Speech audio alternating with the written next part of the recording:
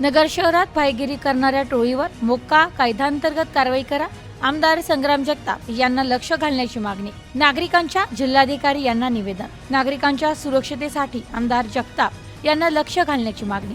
शहरात गुन्हेगारी करून अवैध धंदे चालविण्यासाठी उदयास आलेल्या पीपी कंपनी टोळीवर संघटित गुन्हेगारी मोक्का कायद्याअंतर्गत कारवाई करण्याची मागणी नालेगाव म्युनिसिपल कॉलनी येथील नागरिकांच्या वतीने जितेंद्र चव्हाण यांनी जिल्हाधिकारी यांच्याकडे निवेदनाद्वारे केली आहे. या टोळीमुळे सर्वसामान्य नागरिकांमध्ये दहशत निर्माण झाली आहे. जिल्हा व पोलीस प्रशासनाकडे कारवाईसाठी पाठपुरावा करण्याचे निवेदनही आमदार संग्राम जगताप यांना देण्यात आले. आमदार जगताप यांनी शहरात नागरिकांमध्ये दहशत निर्माण करणाऱ्या टोळीच्या बंदोबस्तासाठी पोलीस व जिल्हा प्रशासनाकडे पाठपुरावा केला जाणार असल्याचे त्यांनी आश्वासन दिले.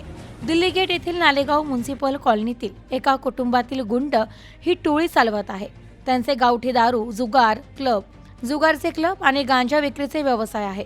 या टोळीत अनेक गुन्हेगारी प्रवृत्तीच्या लोकांचा समावेश करून परिसरासह शहरात दहशत पसरून गुंडगिरी केली जात असल्याचा आरोप करण्यात आलाय. या टोळीमधील गुन्हेगारांच्या विरोधात जो कोणी पोलिसात तक्रार करेल त्याला दमदाटी करून मारहाण केली जात आहे.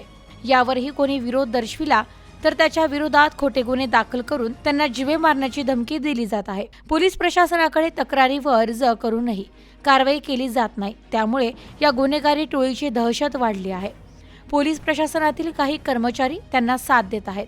पीपी कंपनीच्या साथीदारांनी 5 ते 6 महिन्यांपूर्वी त्यांनी त्या पैशातून संपूर्ण शहरात बिंगो, मटका, पत्ते क्लब, गांजा विक्री यासारखे बेकायदेशीर धंदे सुरू केले आहेत.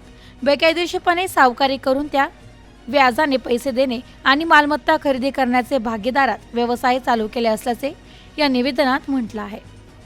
Bureau report, news today 24, Ahilyanagar.